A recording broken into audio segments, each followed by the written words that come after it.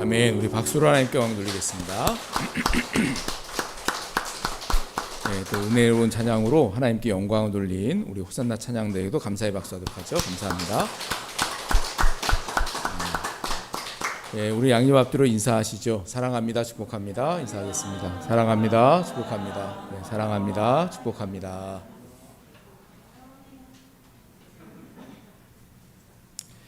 네, 하나님의 은혜와 사랑이 오늘 하나님 앞에 마음을 다해 예배하는 우리 모두와 함께 하시기를 주님의 이름으로 축원합니다. 오늘은 하나님의 은혜에 매료된 사람, 하나님의 은혜에 매료된 사람이란 제목으로 말씀의 은혜를 나누도록 하겠습니다. 우리 교회는 공동체의 말씀 묵상을 중요하게 여기고 실천하는 교회입니다.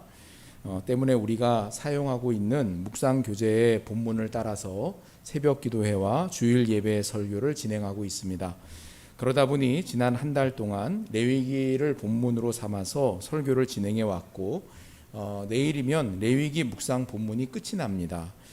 말씀 묵상을 꾸준히 따라해 오신 분들도 레위기를 이렇게 꼼꼼히 읽고 묵상하신 경험은 처음이지 않을까 그런 생각이 들었습니다. 그래서 어렵게 느껴진 분들도 있으셨겠지만 또 반대로 레위기가 이렇게 은혜가 되는 말씀인가 하고 느끼는 그런 분들도 있었습니다. 또 반면에 말씀 묵상을 포기하거나 거의 하지 못하고 계신 그런 분들도 아마 계실 거라고 그렇게 생각합니다. 이제 새로운 본문이 시작이 되잖아요. 레위기가 끝나면 그걸로 끝이 아니고 새로운 본문으로 들어가잖아요. 또 오늘 광고 시간에도 말씀드리겠지만 9월 10월로 말씀 묵상 새 교재가 교회에 와 있습니다. 그래서 오늘 여러분들이 새로운 교재도 받으시게 될 텐데요. 그러니 이런 기회를 계기 삼으셔서 말씀 묵상을 잠시 쉬고 계셨던 분들도 심기일전해서 말씀 묵상에 다시 동참해 주시면 좋겠다 그런 생각입니다. 우리 시편 1편 1절로 3절까지를 같이 읽어보겠습니다. 복 있는 사람은 악인들의 꾀를 따르지 아니하며 죄인들의 길에 서지 아니하며 오만한 자들의 자리에 앉지 아니하고 오직 여호와의 율법을 즐거워하여 그의 율법을 주야로 묵상하는도다. 그는 시냇가에 심은 나무가 철을 따라 열매를 맺으며 그 잎사귀가 마르지 아니함 같으니 그가 하는 모든 일이 다 형통하리로다. 아멘. 네, 하나님의 말씀을 즐거워하여 주야로 묵상하는 사람이 복 있는 사람인 줄 믿으시기를 바랍니다. 예, 그런 사람은 오늘 말씀에 마치 시냇가에 심은 나무와 같다 말씀하십니다. 시냇가에 심은 나무는 시절을 쫓아서 열매를 맺고 또 아무리 가물어도 잎이 마르지 않는다. 이것은 그렇게 복된 사람은 하나님의 은혜가 그 일생 끊이지가 않고 그래서 범사에 하나님의 인도하심으로 형통케 된다 말씀하시는 거예요. 우리가 인생을 살면서 인생의 절정, 인생의 피크 뭐 이런 거 있잖아요. 내가 왕년엔 잘 나갔는데 뭐 지금은 별 볼 일 없어. 그거는 하나님의 은혜가 끊임이 없는 삶이 아니죠. 그렇죠? 우리가 10대가 됐든 20대가 됐든 30대가 됐든 아니면 70대 80대가 됐든지 간에 끊임없이 하나님의 은혜가 우리의 삶 가운데 필요하고 하나님의 은혜가 흘러 넘치는 사람은 시절을 쫓아 열매를 맺는다 말씀하시고 아무리 가뭄 때에도 그 잎사귀가 마르지 않고 청청하다 말씀하십니다.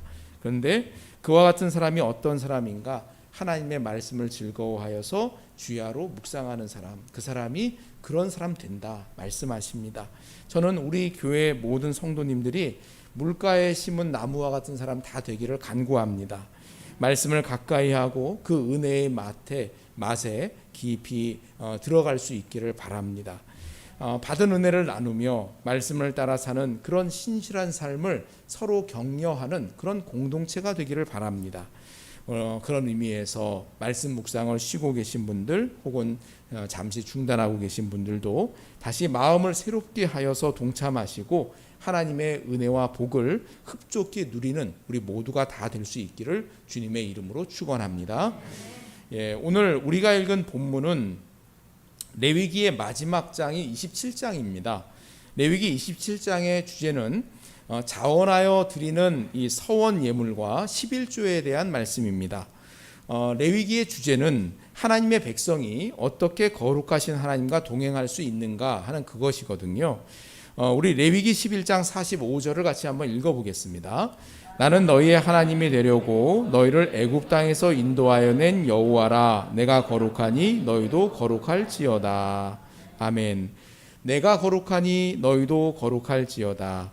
이 말씀이 레위기 전체의 주제 말씀이 됩니다. 내가 거룩하니 너희도 거룩해라. 하나님께서 레위기를 주신 이유입니다. 레위기는 하나님의 백성이 거룩하신 하나님과 동행하기 위해서 어떻게 해야 하는지 이걸 가르쳐주는 말씀이에요. 우리 그림 좀 보여주시겠어요? 그래서 레위기는 1장부터 16장까지는 제사법에 대한 말씀이 나와요. 이 제사법은 하나님께 나아가는 방법이 뭔가, 하나님의 백성이 하나님께 어떻게 나아갈 수 있는가, 이거에 대한 말씀을 쭉 해요. 그래서 5가지 제사를 소개하고 그 제사를 드리기 위해서 제사장이 준비해야 될 게 무엇인지, 또 백성이 준비해야 되는 게 무엇인지, 이런 말씀들이 나와요. 그리고 17장부터 마지막 장이 27장까지는 정결법에 대한 말씀들이 나옵니다. 하나님과 동행하는 방법이 뭔가, 하나님의 백성이 거룩하신 하나님과 동행할 수 있는 방법이 무엇인가, 어떻게 정결한 삶을 살아갈 수 있는가. 그래서 음식 규정도 나오고요. 혹은 부정하게 됐을 때 그걸 해결할 수 있는 방법이 무엇인가, 이런 내용들이 이제 17장부터 27장까지 나오는 내용입니다. 그래서 레위기는 제사법에 대한 내용과 정결법에 대한 내용, 이렇게 둘로 나누어져요. 그리고 레위기 전체의 핵심 단어는 거룩입니다. 그리고 거룩의 의미는 구별되었다라는 것이에요. 구별된 사람이다라는 그 내용입니다. 하나님은 애굽의 노예로 살던 이스라엘 백성을 구원하셔서 하나님의 백성으로 삼으시고, 레위기를 통해서 하나님의 백성들이 하나님께 나아가는 방법과 하나님과 동행하는 방법을 가르쳐 주셨습니다. 그리고 레위기의 마지막 장은 구원의 은혜를 받은 하나님의 백성들이 믿음과 감사의 표시로 하나님께 자원하여 드리는 서원 예물과 11조에 대한 말씀을 다루고 있습니다. 레위기가 자발적인 서원과 11조에 대한 말씀을 다루면서 끝난다는 것은, 하나님의 백성에게 요구되는 그 거룩함이라는 것은 하나님이 정해주신 예식이나 의식들을 빠짐없이 철저히 지키는 것 그 이상의 것이다 라는 것을 이야기하는 겁니다. 거룩함은 하나님이 정해주신 의식이나 예식들을 행하는 것을 넘어서서 우리의 모든 삶에서 하나님의 하나님 되심을 인정하면서 우리가 갖고 있는 그 모든 것들이 하나님께로부터 왔다는 것을 인정하는 선한 청지기로 살아야 한다는 것, 그것을 이야기하고 있는 겁니다. 우리는 오늘 말씀을 통해서 하나님 앞에서 선한 청지기로서 우리의 헌금 생활에 대한 몇 가지 가르침들을 오늘 본문에서 발견하게 됩니다. 우선 첫째로, 헌금은 감사의 표현이어야 한다라는 것을 말씀합니다. 오늘 본문에는 자원하고 서원에서 드리는 다양한 예물에 초점을 맞추고 있습니다. 그것은 사람을 서원했을 때, 또 짐승이나 집이나 밭을 서원했을 때 어떻게 해야 되는가, 이런 내용들이거든요.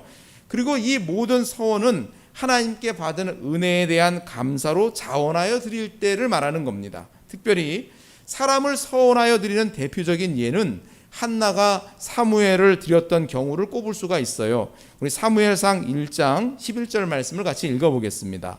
서원하여 이르되 만군의 여호와여, 만일 주의 여종의 고통을 돌보시고 나를 기억하사 주의 여종을 잊지 아니하시고 주의 여종에게 아들을 주시면 내가 그의 평생에 그를 여호와께 드리고 삭도를 그의 머리에 대지 아니하겠나이다. 아멘. 자녀를 낳지 못했던 한나는 만일 하나님께서 주의 여종의 고통을 돌보시고 나를 기억하셔서 주의 여종을 잊지 않으시고 아들을 주신다면 그 받은 은혜에 감사하여서 그 아들을 하나님께 드리겠습니다, 이렇게 서원을 했습니다. 그리고 그녀는 기도의 응답으로 아들 사무엘을 낳게 되었고, 서원했던 대로 사무엘이 젖을 땐 이후에는 엘리 제사장 앞에서 자라도록 그렇게 조치를 취합니다. 자, 그런데 의도가 아무리 좋다고 해도 하나님께 서원을 한 사람이 제사장에게 가서 봉사하는 것들이 항상 가능했던 것은 아닙니다. 예를 들어서 제가 하나님께 서원했습니다. 이제 하나님께 전적으로 저 자신을 드려서 봉사하고 싶습니다. 이 성전에서 봉사하고 싶어요. 이렇게 왔는데 아니 지금 사람이 너무 많아가지고 일손이 너무 많아서 봉사할 거리가 없습니다. 뭐 이렇게 돼버리면 봉사하고 싶어도 봉사를 못하는 거예요. 그죠? 또 아무리 서원을 했다 하더라도 사람은 환경에 따라서 그 서원을 지킬 수 없는, 전적으로 나 자신을 하나님께 드리겠습니다 서원을 했지만 그 서원을 지킬 수 없는 그런 상황이 벌어질 수도 있는 것 아니겠습니까? 자, 그럴 때 그럼 어떻게 해야 되느냐, 이거에 대한 말씀이 1절에서 8절까지에 나오는 말씀이거든요. 우리 2절과 3절만 한번 읽어보겠습니다. 이스라엘 자손에게 말하여 이르라. 만일 어떤 사람이 사람의 값을 여호와께 드리기로 분명히 서원하였으면 너는 그 값을 정할지니 내가 정한 값은 20살로부터 60살까지는 남자면 성소의 세겔로 은 50세겔로 하고. 사람의 노동력을 기준으로 해서 적절한 금액이 정해져 있어서 서원을 했지만 성전 봉사가 어려운 사람들은 헌금으로 대신 드릴 수 있다, 이걸 말씀하고 있는 거예요. 그래서 가장 생산적인 노동을 할 수 있는 20세부터 60세까지의 남성은 은 50세겔을 드리게 되어 있고, 그 외의 사람들도 노동력의 정도에 따라서 차등 적용하도록 그렇게 되어져 있습니다. 당시 성인 남자 노동자의 한 달 봉급이 한 세겔이었다라는 점을 감안해 보면 50세겔은 이게 큰 금액입니까? 적은 금액입니까? 굉장히 큰 금액이에요. 그러니까 당시 남자 노동자의 한 달 품삯이 한 세겔이었어요. 그러면 50세겔이면은 4년이 넘는 봉급이에요. 4년이 넘는 봉급, 노동 봉급이에요. 그러니까 엄청나게 큰 금액이죠. 그러니까 사람에 대한 서원을 상당한 액수의 헌금으로 대체할 수 있도록 한 것은 사람들이 감정이나 분위기에 휩쓸려서 쉽게 자신이나 자녀에 대한 서원하는 것을 함부로 하지 못하게 하기 위해서 이렇게 규정해 놓은 것으로 보입니다. 그러니까 우리가 하나님 앞에 하나님의 은혜를 깊이 체험을 하잖아요. 그러면 하나님께 대한 감사한 마음이 막 뜨거워집니다. 그러다 보면 내가 하나님께 나 자신을 드려야지, 혹은 내가 갖고 있는 집을 드려야지, 혹은 내가 갖고 있는 밭을 드려야지, 혹은 내가 갖고 있는 가축을 드려야지, 이런 그런 충동적인 마음을 가질 수가 있는 거예요. 근데 하나님께서 그것을 나중에 값으로 바꾸어서 낼 수 있도록 이렇게 할 때 그 금액을 이렇게 높이 해놓으신 것은요, 그런 것들을 함부로 충동적으로 하지 말라는 얘기예요. 충동적으로 해놓고 나중에 후회하고 이러지 말라는 얘기입니다. 하나님께서는 우리가 하나님께 감사를 표현하기 위해 드리는 예물에 있어서도 하나님께서는 즉흥적인 그런 순종이나 헌신보다 신중한 헌신을 더 원하신다라는 의미가 이 말씀 속에 녹아 있는 겁니다. 그런 점에서 우리의 헌금 생활을 좀 돌아볼 필요가 있습니다. 부끄러운 이야기지만요, 과거 제가 청년 때 혹은 제가 청소년 때 있었던 경험했던 일인데요, 아마 그런 경험들 아마 여러분도 해보신 분 있으실 것 같아요. 교회에서 큰 몫의 예산이 필요한 경우, 교회에서 큰 예산이 필요한 경우라는 게 뭐 주로 교회 건축하거나 뭐 이런 거겠죠. 그럴 때 부흥사를 통해서 헌금 작정을 시키는 그런 경우들이 있었습니다. 당시 상황을 생각해 보면은 마치 경매를 하는 그런 분위기였어요.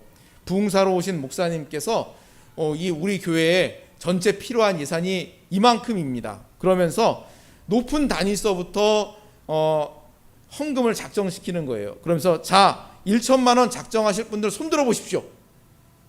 500만 원 작정하실 분들 손들어 보십시오. 여기 집사님 몇 분이에요? 손드세요, 손드세요. 뭐 이런 식으로 그러면서 헌금 작정을 시키는 거예요. 많은 성도들이 분위기에 이끌려서 어려운 헌신들을 했고, 그런 작정을 모두 하게 만드는 부흥사는 능력 있는 부흥사로 인정받곤 했습니다. 물론 그렇게 어렵게 작정한 것을 온전히 헌신하신 분들의 헌금도 하나님께서 분명히 기쁘게 받으셨다고 저는 믿습니다. 그러나 오늘 본문 말씀을 생각해 보면 과연 헌금을 드리는 일에 있어서 모으는 방법까지도 그렇게 하는 것을 하나님이 기뻐하셨을까 생각해 보면 의문이 듭니다. 하나님은 충동적이거나 즉흥적인 헌신보다 하나님 앞에 내가 어떻게 감사할 것인가, 내가 받은 은혜가 얼마나 큰가, 이걸 생각하고 어떻게 그것을 감사할 것인가 깊이 생각하여 드리는 그런 헌신을 훨씬 더 기뻐하십니다. 그런 의미에서 아무런 준비 없이 교회에 와서 헌금을 하려고 지갑을 뒤지거나 그때그때의 기분에 따라 헌금하고 있지 않은지 우리 스스로를 돌아봐야 합니다. 부부가 함께 신앙생활을 하고 있다면 헌금 생활을 어떻게 할 것인지 반드시 서로 상의를 해야 합니다. 11조를 어떻게 할 것인지, 감사헌금을 어떻게 할 것인지, 절기헌금을 어떻게 할 것인지, 주정헌금은 어떻게 할 것인지, 혹은 기타 목적 헌금들은 어떻게 할 것인지, 이거에 대해서 상의하는 것이 반드시 필요합니다. 혼자 신앙생활하는 경우도 한 해를 시작하면서 헌금 생활을 내가 하나님 앞에 어떻게 할 것인지 계획을 세울 필요가 있습니다. 우리 고린도후서 9장 5절과 6절 말씀을 읽어보겠습니다. 그러므로 내가 이 형제들로 먼저 너희에게 가서 너희가 전에 약속한 연보를 미리 준비하게 하도록 권면하는 것이 필요한 줄 생각하였노니 이렇게 준비하여야 참 연보답고 억지가 아니니라. 이것이고 적게 심는 자는 적게 거두고 많이 심는 자는 많이 거둔다는 말이로다. 아멘. 사도 바울은 고린도 교회를 방문을 앞두면서 고린도 교회가 예루살렘 교회를 위해서 헌금하기로 했던 그 약속을 상기시키면서 내가 가기 전에 미리 준비하라고 그렇게 당부를 합니다. 자신이 가기 전에 먼저 헌금을 준비해 두어야지 자신이 도착한 후에 닥쳐서 허둥지둥 그렇게 준비하지 말라고 말씀합니다. 미리 준비해야 마음을 다하는 참된 헌금이 된다고 말씀을 하고 있습니다. 그러면서 사도 바울은 그 준비하는 헌금을 농사에 비유를 합니다. 우리는 흔히 이 말씀을 헌금을 많이 하면 하나님께서 많이 축복해 주시고 적게 하면 적게 축복해 주시니 그러니 헌금을 많이 하라, 이런 식으로 생각을 하는 경우들이 있어요. 그런데 이것이라는 말로 시작하는 것을 봐서 앞에 나오는 준비하는 헌금에 대한 말씀과 연관된다는 것을 알 수가 있습니다. 그래서 이 말씀은 투자성에 대한 말씀이 아니라 계획성에 대한 말씀인 거예요. 조금만 생각해봐도 농부가 봄에 씨앗을 뿌릴 때 많이 거둘 생각을 하면 밭의 규모에 비례해서 최대한 얼마만큼의 씨앗을 뿌려야 될지 계획하지 않겠습니까? 혹은 시장의 시세나 자신의 노동력 등을 고려해서 올해 어느 정도의 수확을 해야 되겠다 계획을 세우고 씨앗을 뿌리겠지요. 농부가 아무런 계획 없이 봄에 아무렇게나 씨앗을 뿌린다면 그런 농부는 결코 좋은 농부라고 말할 수 없을 겁니다. 한 해를 계획할 때 좋은 농부는 자신이 가진 땅의 상태와 또 가지고 있는 씨앗의 양, 그리고 자신이 투자할 수 있는 노동력의 정도, 이런 것들을 모두 고려해서 최대한 얼마만큼 효과적으로 생산량을 늘릴 것인가를 생각하고 씨앗을 뿌릴 겁니다. 그래서 6절에 적게 심는 자는 적게 거두고 많이 심는 자는 많이 거둔다는 말씀은 투자성에 대한 말씀이 아니라요, 계획성, 준비성, 이것에 대한 말씀인 겁니다. 헌금은 받은 은혜에 감사함으로 드리는 겁니다. 감사를 표현하는 헌금은 충동적이거나 즉흥적이 아닌 받은 은혜를 깊이 생각하며 헌금 생활을 내가 어떻게 할 것인지를 깊이 생각하여 계획을 갖고 할 때 하나님께서 그것을 더욱 기쁘게 받으시는구나, 이것을 말씀하고 있습니다. 우리 모두가 다 그렇게 헌금할 수 있기를 바랍니다. 두 번째로, 헌금은 자원하여 풍성히 드려야 한다 말씀을 해요. 우리 9절과 10절 말씀을 읽어보겠습니다. 사람이 서원하는 예물로 하나님께 드리는 것이 가축이면 여호와께 드릴 때는 다 거룩하니 그것을 변경하여 우열간 바꾸지 못할 것이요 혹 가축으로 가축을 바꾸면 둘 다 거룩할 것이며. 그리고 13절 15절도 읽어보겠습니다. 만일 그가 그것을 물으려면 네가 정한 값에 그 5분의 1을 더할지니라. 만일 그 사람이 자기 집을 물으려면 네가 값을 정한 돈에 그 5분의 1을 더할지니 그리하면 자기 소유가 되리라. 아멘. 사람에 대한 서원 외에 가축이나 집을 드려야겠다 서원을 한 경우에도 서원하기로 한 가축을 드리기로 서원했던 그 가축을 바꾸려 하거나 서원했던 가축이나 집을 물으는 경우는 어떻게 해야 되는가, 이걸 말씀하고 있거든요. 여러분, 드리기로 서원했던 가축을 바꾸려는 경우는 어떤 상황일까요? 한번 상상을 해보세요. 이거 드려야겠습니다. 이 가축 제가 드려야겠어요. 라고 서원했었는데 이거 말고 이걸로 바꿔야 되겠어요. 그런 상황이라는 거거든요. 어떤 상황일까요? 좋은 짐승을, 좋은 가축을 나쁜 가축으로 바꾸려는 것일까요? 나쁜 가축을 좋은 가축으로 바꾸려는 것일까요? 우리 집사님은 참 마음이 은혜가 넘치셔가지고 나쁜 가축을 좋은 가축으로 바꾸기 위해서 바꾸려고 할 겁니다. 이렇게 말씀을 하시네요. 그럼 물어볼게요. 좋은 가축이 아주 건강하고 튼실한 좋은 가축이 비싸겠습니까? 지금 비루 먹고 좀 약간 문제가 있는 가축이 비싸겠습니까? 좋은 가축이 당연히 비싸죠. 그렇죠? 처음에는 그러니까 이 말씀도 약간 충동적인 그런 마음이 그 안에 있을 수 있다는 생각이 들어요. 처음에 이거 가축 바치겠습니다 하고 서원을 했어요. 근데 생각해 보니까 이게 너무 아까운 거예요. 그래서 이거 말고 다른 거 좀 연약한 걸로 이거 바꾸겠습니다. 그렇게 하다가 발각되면 두 마리 다 거룩하게 돼 두 마리 다 바쳐야 된다. 이걸 말씀하고 있는 거예요. 그리고 서원했다고 하더라도 그것을 물을 수 있는 방법이 있다는 거예요. 뭐냐면 그 원 값에다가 플러스 20%, 5분의 1이니까 20%잖아요.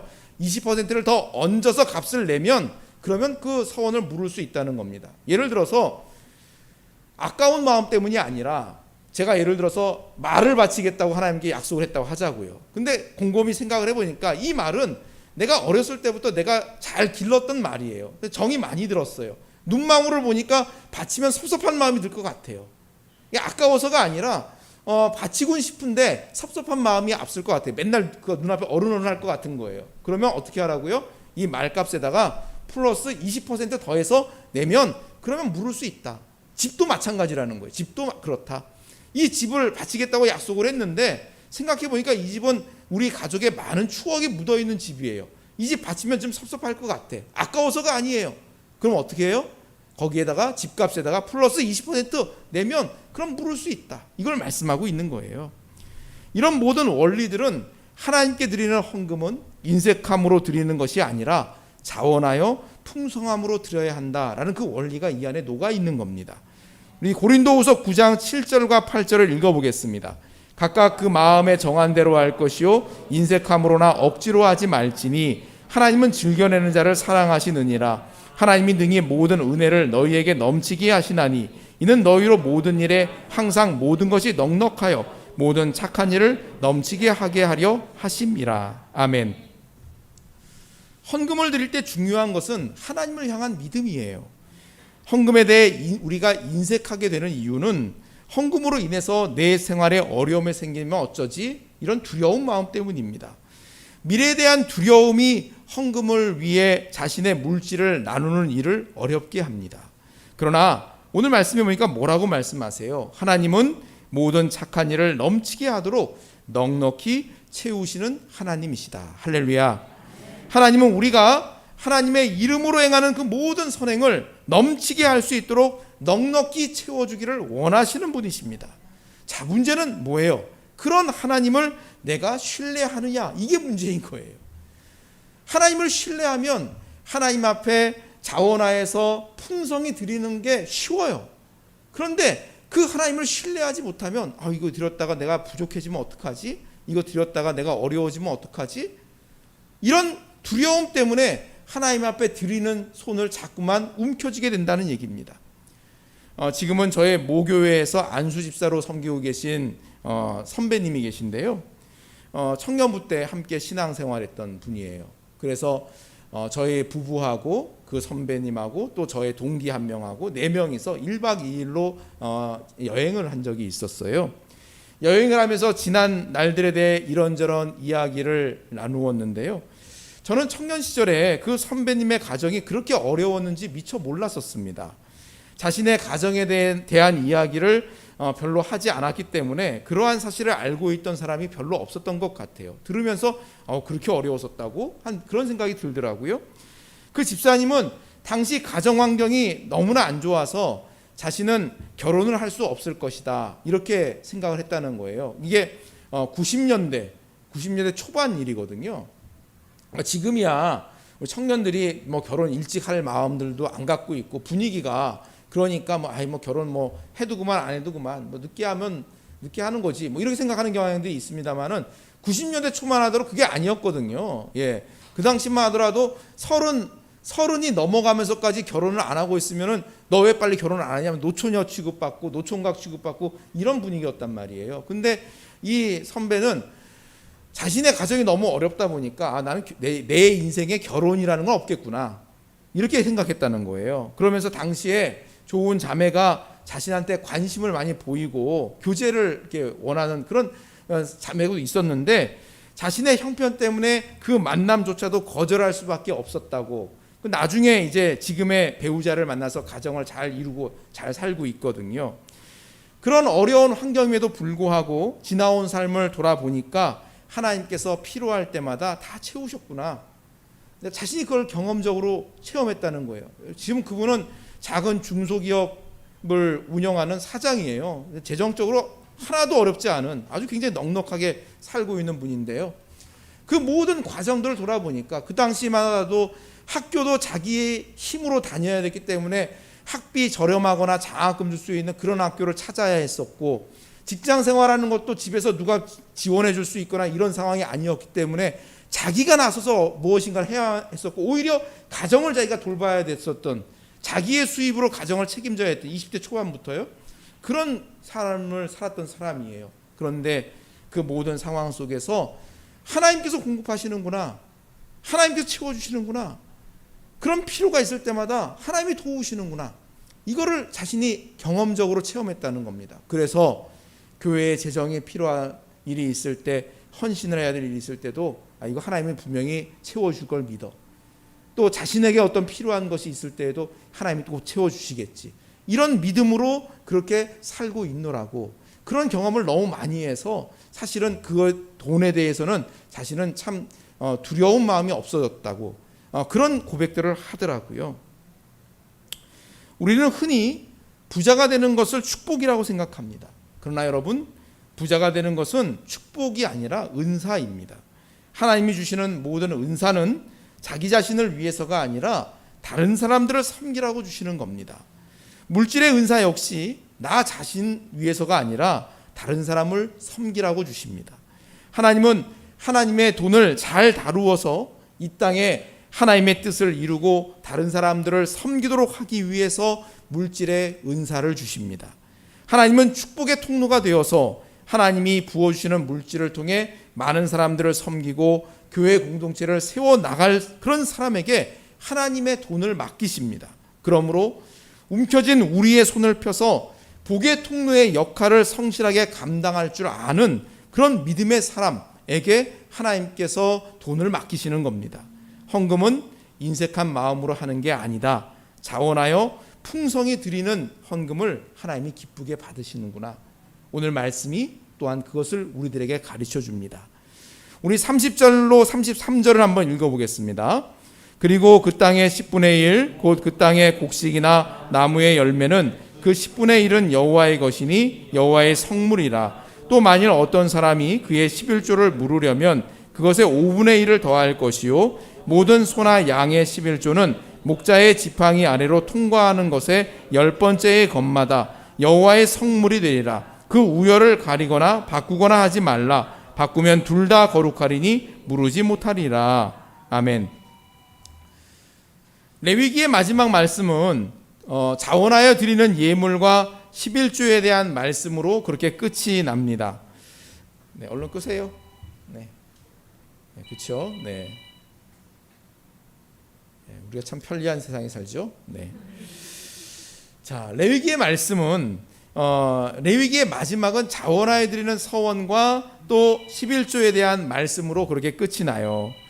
이것은 거룩한 삶이란 우리의 모든 소유가 하나님께로부터 왔으며 우리는 선한 청지기로 부름받았다는 것을 인정하고 행할 때 그 거룩한 삶이 이루어진다라는 것을 의미하는 겁니다. 하나님은 수입의 10분의 1을 구별하여서 하나님께 드림으로 모든 것이 하나님께 왔음을 인정하게 하셨습니다. 초대교회 이래로 교회 안에는 율법주의와 율법 폐기론이 서로를 부정하며 상극을 달려왔습니다. 그래서 율법주의는 11조 엄수주의를 주장하고 율법 폐기론자들은 11조 폐기론을 주장을 합니다. 그러나 이 둘 모두는 성경적이지 않습니다. 우리가 11조를 하는 것은 11조 엄수주의자의 주장들처럼 성경의 율법으로 명시되어 있기 때문이 아닙니다. 또한 예수님의 십자가 사건으로 율법이 폐기되었으니 11조 역시 드릴 필요가 없다는 그 11조 폐기론 역시도 규모 없는 방종에 불과할 뿐입니다. 여러분, 율법에는 하나님의 마음과 성품이 담겨 있어요. 여러분, 우리도 그렇잖아요. 우리가 하는 말 속에는 우리의 마음과 우리의 성품이 담깁니다. 그래서 그 사람이 말하는 걸 잘 들어보면 그 사람의 마음가짐이 어떠한지를 알 수 있어요. 그 사람의 성품이 어떠한지를 알 수가 있어요. 말을 들어보면 압니다. 하물며 하나님이시겠습니까? 하나님의 말씀 속에는, 하나님이 정하신 율법 속에는 우리를 향한 하나님의 마음과 하나님의 성품이 녹아 있습니다. 예수 그리스도의 십자가 사건으로 율법이 폐하여졌지만 율법을 통해 하나님께서 당신의 자녀들을 훈련하고자 하셨던 그런 하나님의 정신과 원리마저 폐기된 것은 아닙니다. 때문에 11조는 그리스도인이 돈에 대한 선한 청지기로서 하나님 앞에 어떻게 헌금을 해야 하는지에 대한 최소한의 기준으로 그렇게 이해할 수가 있는 겁니다.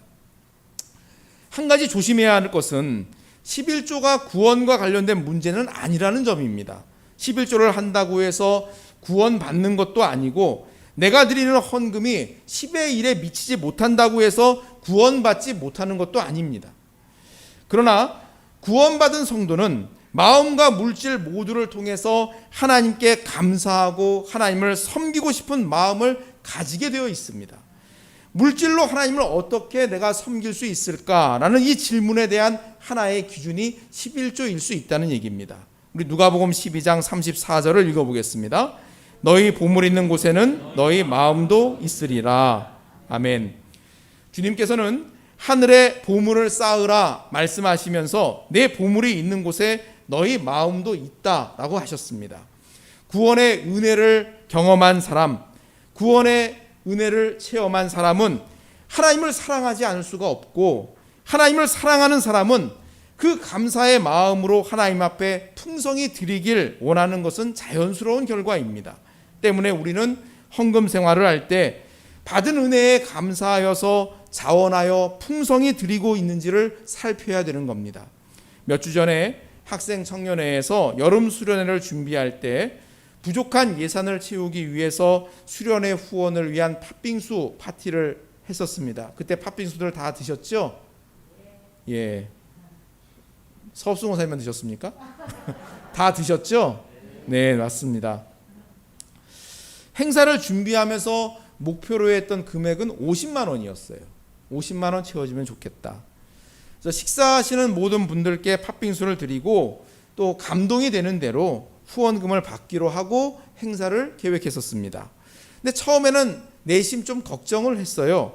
50만 원이라는 목표액이 크게도 볼 수도 있고 작게도 볼 수는 있는데 점심시간에 잠깐 진행하는 행사로 과연 그게 다 채워질 수 있을까 반신반의했습니다. 근데 제 예상이 보기 좋게 깨졌어요. 후원금은 목표액을 훨씬 초과하여 70만 원 가까이 모아졌습니다. 이 일을 통해서 저는 두 가지를 생각했습니다. 우선은 목표한 것 이상으로 채워주신 하나님께 감사했어요. 수련회 준비 기도를 하면서 모든 필요를 채워주셔서 풍성한 수련회가 되기를 간구했었는데 기도의 응답으로 넘치게 채워주셨고 그 덕으로 수련회도 부족함이 없이 넉넉히 잘 치루었습니다. 그러니 하나님의 크신 은혜에 참 감사했습니다. 두 번째는 우리 교회 성도들이 학생 청년들을 사랑하고 교회 행사에 많은 관심을 갖고 있고 후원하는 일도 기쁜 마음으로 동참하는 것을 보았어요. 그래서 참 고마웠어요. 근데 그것에 비해서 헌금 생활은 왜 충분하지 못할까? 이거에 대해서 생각을 좀 했습니다. 그리고 그 이후로는 헌금 생활에 대한 훈련이 부족한 게 아닐까? 이런 생각을 해보았습니다. 교회의 필요에 이토록 마음을 모을 줄 아는 성도들인데 헌금 생활이 상대적으로 부족해 보이는 것은 그 중요성과 하나님께 드리는 기쁨을 충분히 알지 못해서가 아닐까? 그런 생각을 했는데요. 여러분 생각은 어떠십니까? 여러분, 하나님께 은혜와 복을 받는 기쁨도 크지만 하나님께 드리는 기쁨은 비교할 수 없을 만큼 큽니다. 사랑하는 하나님께, 내가 사랑하는 하나님께 드리는 기쁨, 나를 사랑하셔서 그 독생자 예수 그리스도를 십자가에 못 박도록 내어주신 그 하나님, 그래서 나도 하나님 정말 사랑하는데 그 하나님께 기쁘게 드릴 것이 있는 기쁨, 또 내가 사랑하는 교회에 헌신할 수 있는 힘이 있다는 기쁨은 그것은 경험해 본 사람만이 아는 거예요. 그것은 놀라운 기쁨입니다. 그래서 하나님께 은혜와 복을 받아 누리는 기쁨도 정말 커요. 그렇지만 하나님 앞에 드리고 하나님 앞에 내가 풍성히 드릴 수 있다는 그 기쁨은 말로 할 수 없이 크다는 것을 여러분들이 알았으면 좋겠고 좀 꼭 경험해 보면 좋겠다. 신앙생활을 하면서 그런 기쁨은 좀 알고 가야 되는 거 아닌가? 이런 생각이 들어요. 사실 우리는 단지 하나님께 헌금을 하느냐 하지 않느냐 이런 정도 이야기해야 될 사람들이 아닙니다. 우리는 하나님께서 우리에게 맡기신 모든 것을 하나님의 뜻대로 관리하고 사용해야 하는 선한 청지기로 부름받은 사람들이기 때문입니다. 그 출발점이 하나님 앞에 헌금을 드리되 받은 은혜에 감사함으로 자원하여 풍성히 드려야 한다는 겁니다. 그리고 그 나머지 10분의 9에 대한 것들도 어떻게 관리하고 어떻게 사용해야 하는 것이 하나님의 선한 청지기로서 합당한지를 생각하고 고민하며 그렇게 집행해야 되는 그런 사람들로 우리는 부름받았습니다.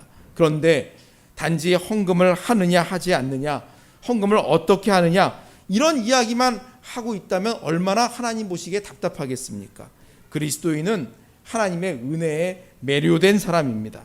받은 은혜에 감격하고 감사할 때 우리는 내가 받은 은혜를 하나님께 돌려드리기 위해 감사함으로 자원하여 풍성함으로 하나님을 섬기고 싶게 되는 겁니다.